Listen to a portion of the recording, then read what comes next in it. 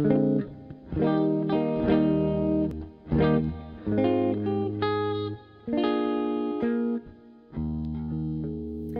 everyone, I'm coming to you from my couch today, a bit of a different view, but it's been a lazy morning, haven't really felt like leaving the couch.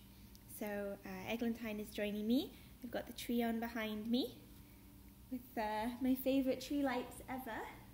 We went very minimalist with our tree design, but that's how I like it. And I've just been sitting here watching some podcasts, trying to get some socks done before Christmas. I think my Christmas knitting is more or less under control. But I wanted to do a podcast today just because I have the whole day free. And I may not get a chance to do another one before Christmas. I'm leaving on Friday afternoon to Toronto. I have family in Toronto, and then I'm spending Christmas Day with my boyfriend's family near Hamilton, Ontario. And I really enjoy Ontario. I was born there and I lived there for a year, but obviously I don't remember it because it was when I was a baby. So it sort of has this familiar but also holiday type of feel, because it was always sort of that place we went to on summer holidays and for Christmas and that sort of thing. So when I go back there, I really enjoy it. But Montreal always feels like home. So in preparation for that, I'm working on a couple things. I haven't knit anything for my grandmother ever, which is quite astonishing really. She's a phenomenal knitter. She makes Afghans for all the family. Oh, hello. Okay, you can have some scratches. Everyone in the family's got these amazing personalised Afghans, almost like patchwork with embroidery. I've got to give mine a cleaning soon. And she's made hats for people, and she actually gave me the yarn for this sweater from when they were clearing out their basement. She has a magnificent collection of old yarns and fabrics in great condition, some of them just really good quality stuff from back when things were made to last and people had to make their own clothes and all that. So this is a German yarn. I have a label for it somewhere, and I have a photo of the label in my stash, I believe. Essenwolle, if I'm pronouncing that correctly. And it's this gorgeous, rich, golden yellow. It's very similar to the Madeleine Tosh colour daffodil. I know it's coming through as more pale on the screen, but it's actually a very intense, concentrated gold, and I love it. Or maybe closer to nutmeg, somewhere between nutmeg or daffodil, if you know those Tosh colours. And I had a whole bunch of it, about a kilo, I think, 10, 50 gram balls, or more than that even. And I found this pattern on Ravelry, Simple Sassoon, I think it's called. It's in my projects. On Ravelry, I'm knitthesundown. If you're interested, it's a free pattern, but it's in French and it's charted. Is it charted? It's written in the French style, and it hasn't been translated, but basically the designer saw a sweater by a designer label called Sassoon, and she wanted to replicate it. So it's a very simple lace pattern, and I basically just took the lace and heavily modified the sweater. It's just rectangles, and I did short rows on the shoulders and the sleeves. It's sort of improvised with a twisted rib, which I love. It just gives it a bit of different type of definition. And it's actually going to be a good example if I show you later my gleaner. I'll talk about my gleaner later. I should actually go and get it because it's on the other side of the room with my typical podcast preparation style. So I wanted to do a podcast today. Oh, I wasn't even finished showing you. I'm all scatterbrained. I have a cup of tea brewing and that'll help me. My grandmother I was talking about. So I'm working on a shawl for her. This is the leftover skein I have of the Sweet Georgia superwash worsted in Rogue. And if you were watching my last episode, you might remember that I made a sweater out of this striped with bison, which is a nice brown colour, rich brown colour. So this will just be a simple, very simple triangular shawl for her. I've just started doing an eyelet row as per the instructions in Asia Brass and Steam, another free pattern on Ravelry that many of you I'm sure are familiar with. It was the first triangular shawl pattern I ever did, and it's a brilliant introduction to it. So I'm doing my increases as as yarn overs, and I'm increasing extra yarn overs on the wrong side row as well, so it's more shallow. She's very much someone who would wear a shawl around her shoulders with a triangle in the back versus kerchief cowboy style. But she's very elegant, and I think I mentioned last time these colours are just exactly hers. And will you stop eating that, please? Okay, enough. So yes, I wanted to do a podcast today just sort of to catch up on a little bit of things and to get another one in before Christmas and maybe even before the New Year, because I have a busy time between Christmas and the New Year as well. Although I do want to briefly do a podcast for the Christmas cast on the Little Bobbin Knits Christmas Eve sock cast on, which I believe is on Instagram as #LBK Christmas Eve cast on or something. Now, following on from that, I was watching the Emilie Paule podcast, which I very much enjoy. It's a French language podcast from two wonderful knitters here in Quebec.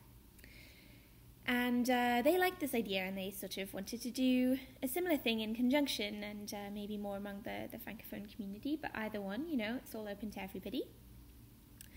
And so in that podcast where they were, or was it another one? Anyway, I was catching up on their podcasts, and they did a podcast about 25 questions for knitters. I think it was a tag tricot, like knitting tag. And so they had a list of questions from Instagram user at @heypaulette_. And I found these questions really interesting.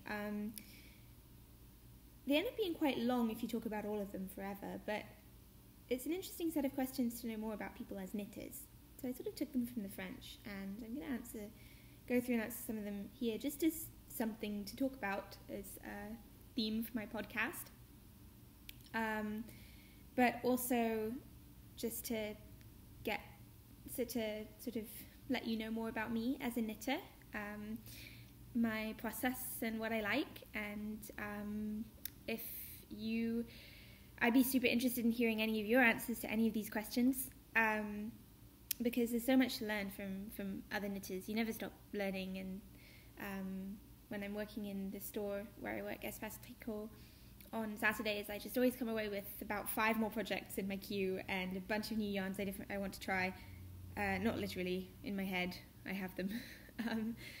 And I've just this morning watched the podcast from the owners of Espace Tricot, Lisa and Melissa, and again, just a lot of inspiration, a lot of great new stuff to do. And I feel like if you just knit in a vacuum, you're gonna miss out on a whole lot of things that would be interesting to try. So without further ado, so the first question was, why and how did you start to knit? Now, I have a fairly standard story, grandma teaching me. My granny taught me and my brother. I wasn't quite 10, I think. I think it was a way to keep us busy, keep us distracted. We didn't watch much TV when I was a kid, and we didn't have games consoles until we were teenagers. And my granny and her whole family, I've mentioned before, are just fantastic knitters, all of them. So I'm really glad she took the time to teach me. And as he is with everything, my brother was better than me at knitting at first, but he didn't quite stick with it like I did. I let it go for a little while when you're preteen, you don't really bother. And then I started crocheting in high school because I'd seen amigurumi, the cute little animals, crocheted animals and whatever, food and things with faces. And I wanted to try it, so my mum and I went to the library. My mum had never crocheted, but we went to the library and I taught myself from books. This is before I knew about Ravelry, maybe even before Ravelry existed. I'm not sure, 2005, 2004, 2005? Anyway, so that sort of took off, and a bunch of my friends got into it too, and between classes we'd be crocheting, and it was cute. I made a bunch of little animals and gifts, and I made a sweater even, although I don't like the texture of crocheted sweaters. I find it too heavy. Anyway, the drape is just all stiff. There was also a knitting club at my school that one of my favourite teachers, my geography teacher, started. And so we all got into that, and after I crocheted, I went back to knitting, and I found that suddenly I could do it. Something had clicked, and my tension was there, my speed was there, building up. but mostly it was the tension and just the understanding the little things, the how to finish an edge nicely, the concept of casting on, the concept of binding off that seems so alien and difficult to a beginner, and I still remember that feeling. How does casting on work? How does binding off work? So crochet really got me back into knitting, and then I came to Montreal in university, and it just sort of stuck with me. It was something to do. Like, a lot of people talk this way to me, but, how did you get back into knitting? Oh, I learned in university it was a way to avoid reading. You've been reading your books all day. What do you do to relax? And I just always need something in my hands to fiddle with. If I'm in front of the TV, I have my knitting. More and more frequently lately, actually, I've been listening to audio podcasts and watching podcasts. I've just got a bit sick of TV. But I'll still go back to it. Watched a bit of Once Upon a Time the other day. It's my guilty pleasure. My tea's probably about ready. It'll be very strong. I didn't have a cup to take my bag out into. Oh, yes, that's strong. The builder's brew. So, number 2. What does knitting bring you? Bringing me.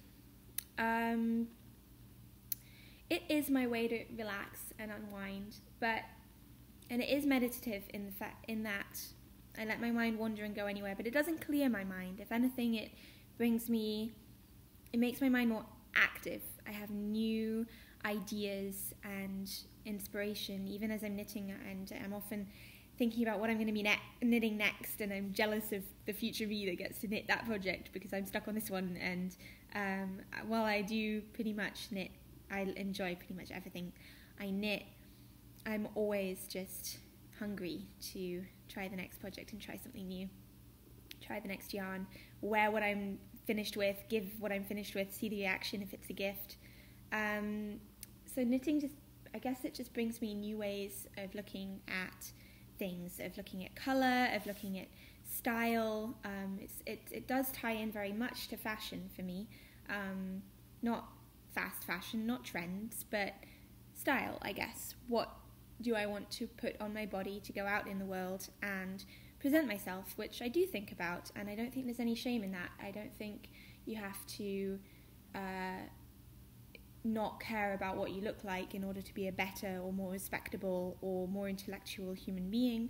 I think there's a lot of value in caring about what you look like, or how you present yourself, how you present your style, how you reflect your personality in the colours and the clothes and the way you dress. And I think that's really important for as a woman. I really care about that, and I enjoy clothes, and I'm careful about what I buy, and sometimes I do shop at H&M, and I try not to feel guilty about it. I love to make my own clothes because I love to know the effort that goes into clothes,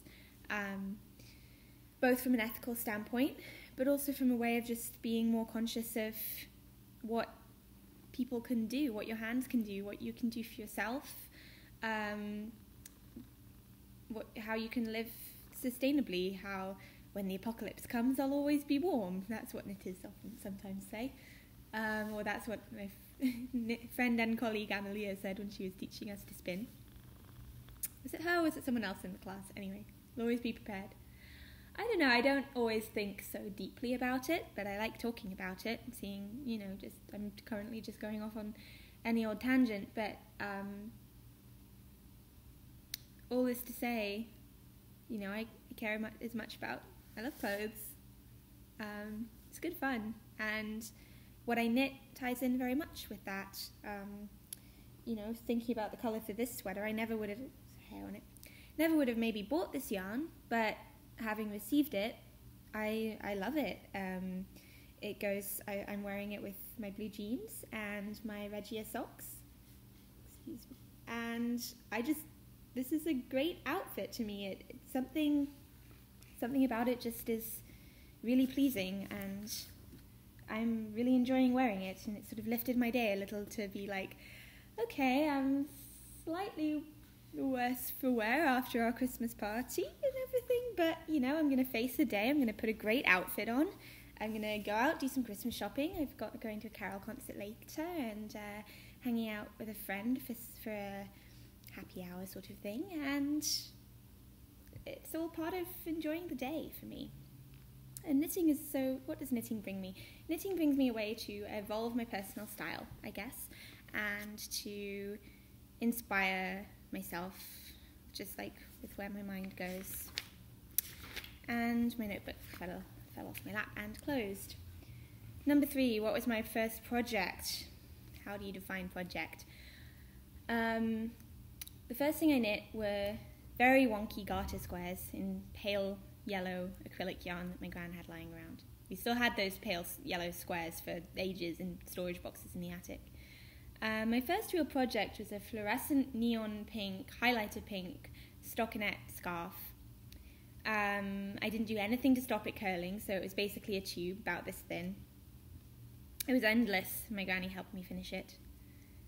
I never really wore it. Those are awkward to wear, those curled up stockinette scarves. Anyway, time passed, I crocheted, came back to knitting, and probably the first sweater I made for myself was a beige sweater. I remember doing a very simple Lion brand, which was the only free patterns I could find at the time.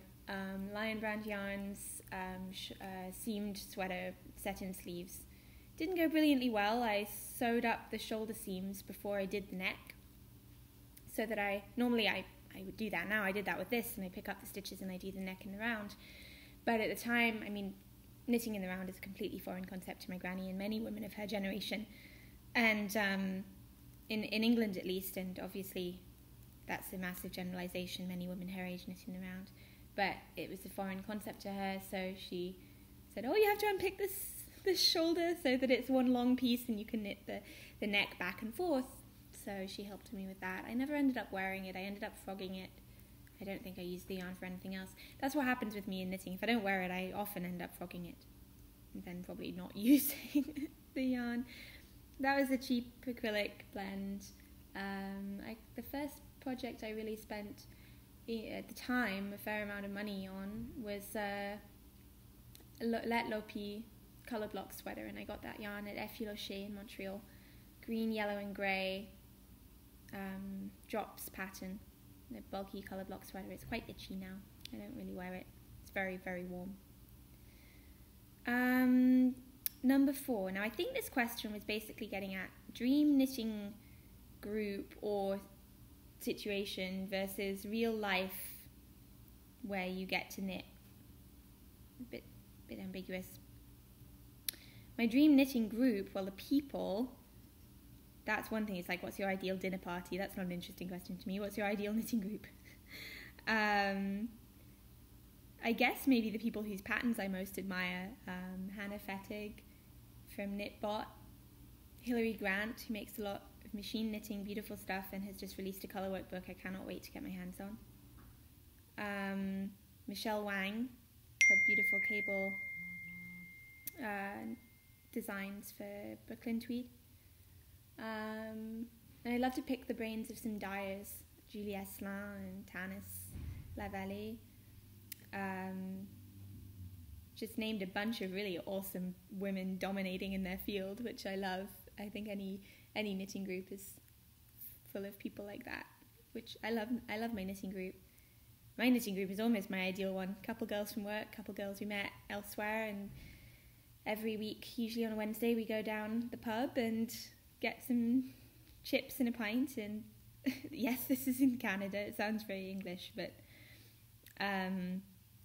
it makes me feel at home that way. It satisfies my homesickness to an extent. It feels like something I would do back in Oxford. And we just knit and help each other out and try new projects and talk about all sorts of things. And boys. And it's good fun. So that's my real life group, and I love it. If I'm knitting on my own, I'm usually on my couch.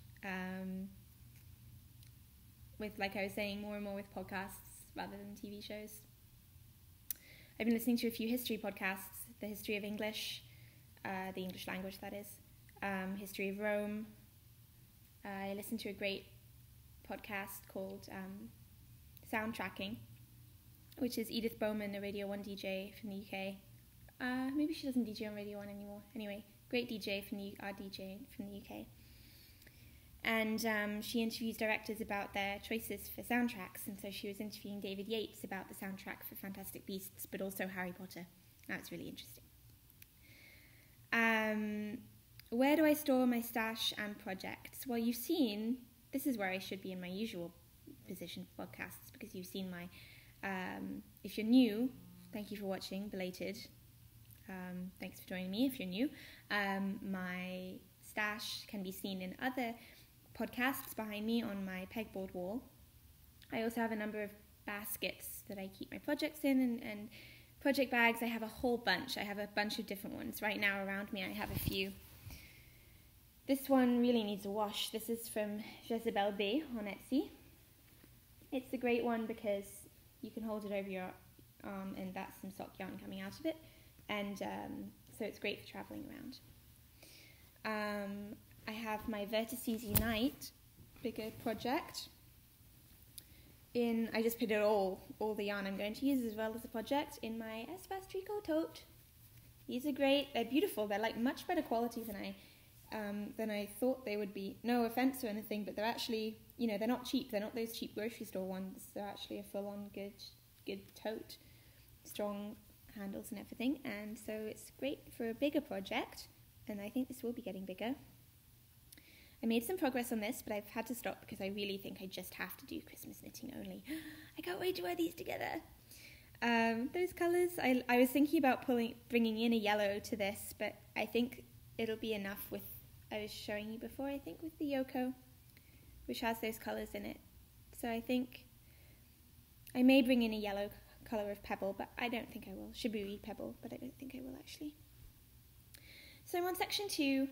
And I'm holding Lace Weight with Silk Cloud and from Shibui and with Touch Merino Light, and I'm totally converted 100% to stranding with Shibui Silk Cloud. It's gorgeous. It makes the whole thing, I don't know how, it makes it so much softer, but it does, it works. That's a tip I learned from Melissa, one of the owners of Espace Tricot. She'd be the first to tell you she's not the first person to strand a yarn with a Lace Weight mohair silk, but the way she pairs them together is just very creative and works really well. Like I would never have thought of doing, I would think of doing that with an alpaca or merino or silk or something, but not with a tweed. And recently Mona Schmidt at Espace Tricot designed a sweater that they'll be releasing the pattern, and it's Donegal, Debbie Bliss Fine Donegal, which is a gorgeous tweed. I think I've used it in these socks, purple socks that I think I showed on my first or second podcast, holding that with a strand of silk mohair, and really creative, gorgeously soft. Anyway, I was talking about project bags. Got sidetracked. This is another one I wanted to show you. I picked it up recently. This is a classic, using things as project bags that weren't intended for project bags. This is a bread bag. Oh, I've already got it dirty. Got this a couple of days ago at my friend's shop, Bouquet, on Bernard in Montreal.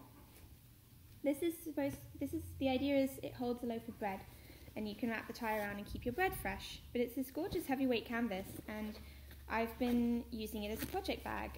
I can either tie it up like this, which I think is cute, sort of like a Santa sack, or I've just had it out on my desk as yarn storage as well. I've rolled over the top a couple times and it becomes a nice sort of storage bucket.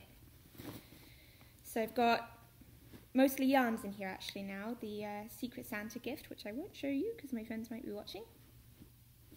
And this pom-pom. This is the Toft alpaca pom-poms that are all the rage right now. Gorgeously ethically sourced alpaca. Can't wait to put that on the hat. I might have to find, it's like holding a cloud, might have to find a special skein to make a special hat to put this on. It would even go nicely on that, but it won't because this is for my boss. I was talking about this last time, and I won't put a pom-pom on it. The Antler hat by Tin Can Knits. Huge fan. I've knit this before. It's wonderful for a guy's hat. I would wear it for a lady too, obviously. There's no to a certain extent. Most accessories can be worn by both. It's all about what you like personally. But I just really love that. It's a really striking cable. So that's for our Secret Santa on Thursday. Thursday's our Secret Santa. Number 6, do I knit in public? Yes. Not so much on my commute anymore because I only go 3 stops on the metro and it's very busy. But if I'm going further away, definitely, I like to knit socks or hats, smaller projects on the metro, but I'm not really fussed. During my lunch hour, I often find a cafe to knit and just take a break in the middle of the day to reset myself and do something creative and get back in that zone. I like knitting in public. It brings you interesting interactions with people. Other knitters often. Other knitters and crafters. In the ticket booth at in the metro the other day, I saw a woman hand quilting and I wanted to say something to her. She had this gorgeous hexagon quilt that she was stitching by hand. I'd never seen that before. I'm going to have to take this tea bag out because it's just getting too strong. Hello again. What have we got next? Number 7, what do those around you think about knitting? They think it's great. I have really supportive people around me for all my ventures. Obviously, a lot of the people around me are actually knitters. The community at the store, my knitting group. I love that something that brought me closer to my colleagues at the beginning, one of the first friend I made there really is because of knitting. So I find it's really a gateway to relationships that may not happen otherwise. 2 of the girls in our knitting group, we met on Bumble Friend Finder, and we wouldn't have had any connection otherwise. Well, we may have, but we may not have discovered it, and knitting is just something that bonds people once you discover.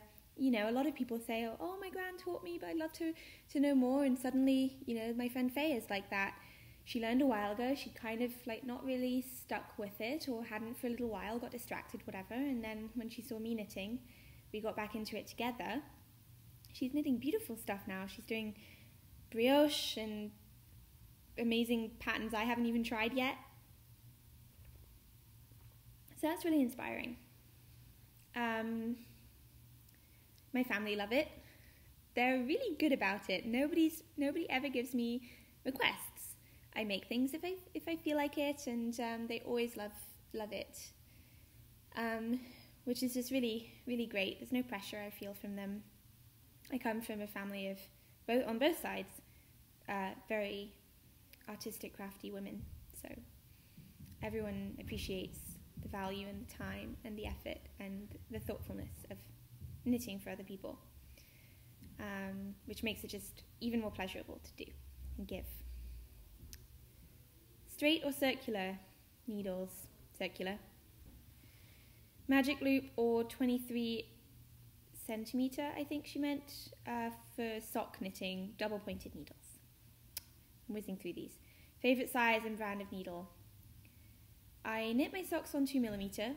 My favourite general needle, I would say, is 4 or 4.5, because I think it's great for fingering, for DK, even for worsted. You can do so much. If I had to be stuck on a desert island with one needle, it would be a 4mm, 32-inch circular. I think that's what this question was getting at. I don't know why you needed to know that. Favorite brand of needle? I don't really have favorites. I use what I have. I'm enjoying my Knitter's Pride cubic set. This is super fun. You can see they're very dark wood, so I don't know if you can't see they're square. They're just good fun. I've loved knitting socks on my Addy flip sticks. I generally end up going with higher because it's what the store has. The store also has Xiaogu, which I do like as well. I haven't really found much of a difference between Hia and Xiaogu. Favorite material? A year ago or 2 years ago, I would have said alpaca. I love alpaca, but I've just discovered so much more now. I love merino. I love silk blends. There's basically nothing I won't knit with. Even man-made fibres have their place. Single applied, depends on the project. I love shawls in single, skinny singles, as in not tightly spun. I'm using that for my Vertices Unite and I love it. But obviously, you don't want to make socks with single ply. It depends on the project. There's some beautiful plied yarns. Oh, unless it means 2 colours plied together versus spun yarn. I like that too, 2 colours plied together, that's fun. I want to do some socks with that in the new year. Acrylic or wool? Wool. But like I said, acrylic has its place. Favourite industrial brand? Now, Drops, for me, I love Drops. All of their yarns just of fantastic quality. And Regia for sock yarn, I love their patterns. I love they're really hard wearing. I put these socks I showed you earlier, I put them through the machine, I don't know how many times. Not the dryer, just the washing machine. Paule mentioned when they were doing this podcast, that she really likes Manos del Uruguay. She considers that industrial brand. It's on a larger scale. They employ local women, and they're just ethically a great employer, an equal opportunities employer for women in South America. So I love that. And I love their yarns. They're gorgeous. I wouldn't even almost classify that as industrial because they're such gorgeous hand. I think they're kettle dyed, I think. Is that Malabrigo? No, Malabrigo is kettle dyed. Maybe Manos is too. I haven't looked into it too much. Favourite handmade brand? I actually made some notes on this. I have 2 columns, buy and try. My favourite handmade brand that I have already bought and tried would be, I don't know how, I love the ones in Canada, Quebec. Actually, all of these are from Quebec. Riverside Studios in Wakefield, Yarn Indulgences, Julie Esselin and Tannis Fibre Arts. I love all of those. Just gorgeous palettes, beautiful bases. But there are so many I want to try, and top of that list is Urso Yarns by Paule. I don't know why I haven't yet. 100% sock yarns in the new year for my 12 socks in 2017 project. Homespun House in Germany, very popular. Can't wait to try that, see what all the fuss is about. I'm sure I will understand what all the fuss is about as soon as I try. And a few in the UK, Nora George, Hedgehog Fibres, I believe. Layla Ching in London, England. I can't wait to try hers. A customer came into the store with the skein of that the day I'd found her Etsy, and it was just beautiful. I was really glad to see it in person before I order online. It'll definitely be worth it. So that's one of my resolutions for 2017. Try more indie dyers who aren't of it. Usually I basically just buy stuff that's in stores. I love touching things, and I usually wouldn't even mind if the computer monitors can change colors, obviously, but dyers have such a great sense of color and composition, and I'm sure I would never be disappointed with anything I ordered online, even if it was slightly different from what was on the screen. So favorite store? Tricky. Conflict of interests. Honestly, I adore Espace Tricot. I think the team is just brilliant. The opportunities are amazing. The range of yarns is so thoughtful. But I love all the stores in Montreal. La Maison Tricotée has basically every single yarn is different from what Espace Tricot has, so I always find something brilliant there. And La Tricothèque up in the town of Mount Royal. That was the first yarn store I ever worked in. I learned so much there, and again, the team is fantastic, lovely yarns. One that really stuck with me, was the Knit Studio in Newcastle. I've talked about that before, upstairs of in an old priory, literally, 13th century. That was just really fun, beautiful setting, very cozy, haphazard, things everywhere. Darn It and Stitch, a yarn store, a tiny, tiny little one on one of my favourite little side streets in ancient Oxford, one of the oldest parts of Oxford. Loop in London, I love. It's jam-packed, and they have all these brands you can't get anywhere else in the UK. Apparently, they have Quince & Co. and Brooklyn Tweed. I don't know. Name me a yarn store I don't like, honestly. There probably is not one. What yarn do you want to discover? Like I was saying, those brands I want to try.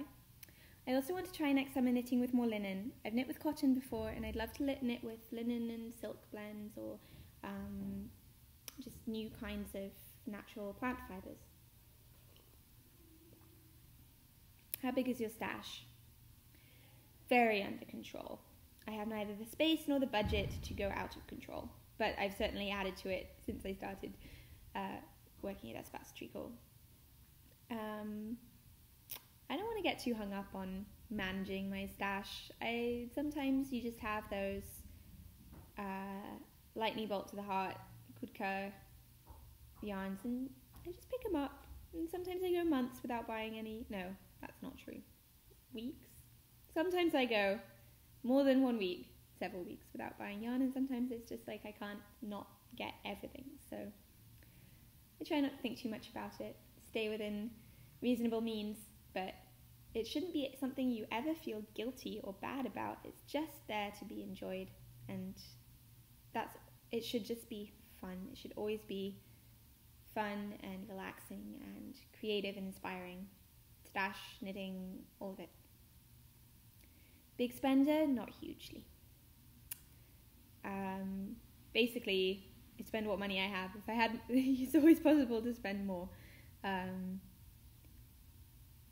Do I knit tightly or loosely? Loosely. I usually have to size down a 0.5. Do you swatch?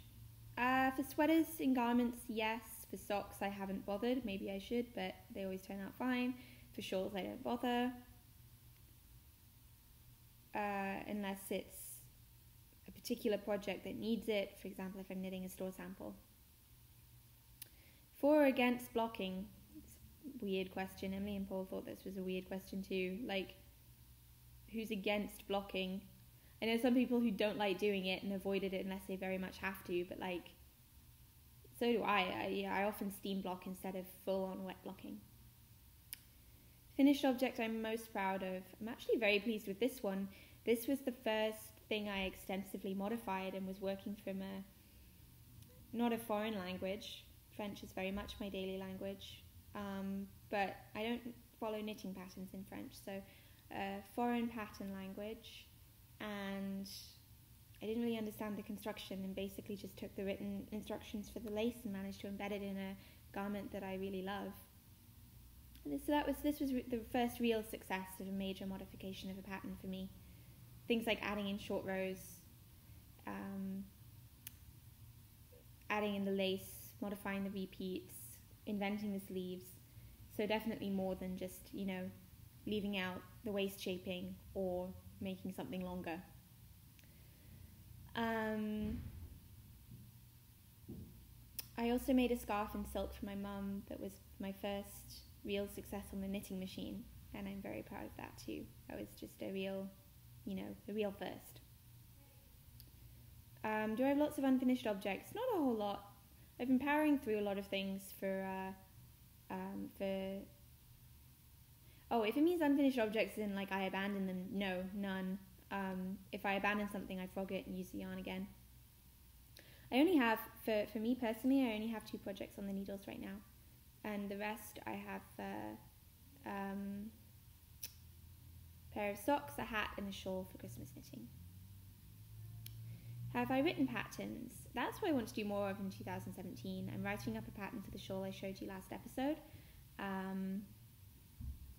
and we'll see how that goes. I also made a hat that I'd like to write up. Recent coup de coeur, I was explaining that, recent love at first sight object pattern. The little bunny, that we have a workshop, we have a workshop going on for a bunny pattern, and excuse me while I hop to my email to check the designer. Designer is Julie Williams. I'd sent myself a link to the Ravelry page. Julie Williams made this adorable little bunny pattern. She's got a little dress and it's so cute. A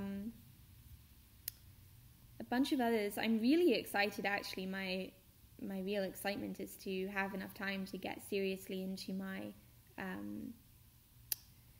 Vertices Unite, because I've really just been working on it here and there, and I'd love to take a real stab at it.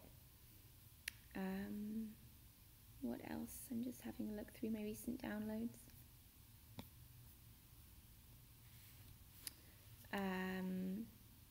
Outline, that's one I want to make soon, by Beatrice Jelinek, I believe her name is. She works for Hedgehog Fibers. It's this beautiful chevron, but off sort of stepped chevron, with scraps of fingering weight yarn in garter stitch, and I just think it looks fantastic. I love a really long structured wrap, rather than the standard shawl pattern. Excuse me if my gaze was distracted there. I was just hopping through my files a bit. Number 27. I think this is the last question, or maybe there was some more, but I thought this is just going to be, it's already 40 minutes. This is just going to get long. But it's interesting to talk about. I hope you're interested too.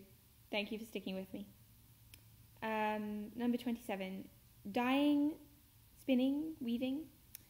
I do those things. I haven't dyed. I have a bunch of alum and a bunch of undyed yarn, and I've signed up, I hope it's going to work out, for Julia Slin's dyeing workshop, Dying, at Espace Tricot in February. Oh, I'm so excited. A dyeing masterclass with Julia Slin will just be like heart eyes everywhere. So I can't wait to try that. Spinning, I took a wonderful course with Emilie at Espace Tricot, but we didn't quite click, spinning and me. It wasn't just, I'd love to try a wheel. It just didn't click with me as naturally, but it's fascinating to learn. It's really important, I think, to know that all the steps from start to finish, the whole that make the fibre that you're using. Weaving, yes, I have tried. I have a little one somewhere. Weaving, I very much enjoy, but it's very much having a moment in terms of trending. Urban Outfitters and Walmart selling like little weavings for your wall, the whole driftwood and colour block vibe, which I love. I love the aesthetic, and I love that more and more people are getting into it, because anytime an older technique that is dying out of daily life is revived is just magical. But I don't feel that creatively I have anything of my own to bring to weaving. And when the weavings I've done, and if I have ideas for it, it's all really just different versions of everything else you'll find on Pinterest or in Urban Outfitters. So I would rather spend my time and my energy towards something that I know is unique and uniquely mine, and that I have original thoughts in, and bring my own style and creativity and input to.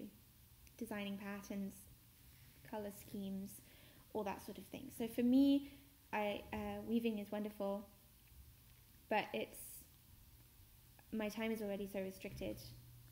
Knitting is just my BFF. So that's a list of questions. I had one more thing to talk about, just my Gleaner. Gleaner and I are happily reunited.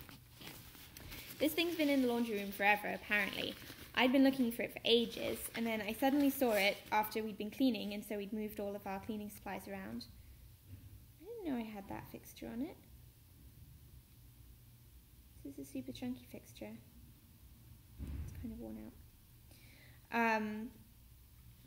There are three, comes with three.